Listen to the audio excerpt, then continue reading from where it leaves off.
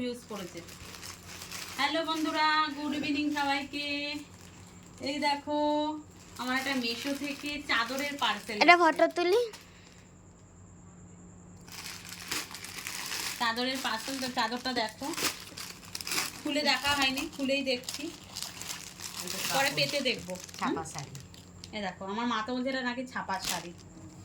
এই দেখো রাত পৌনে 1টা। কি করছি বলে একটা সময় চুপ, ভিডিও হচ্ছে এখানে। এই যে দেখো বালিশের ওয়ার, এই দেখো দুটো বালিশের ওষার।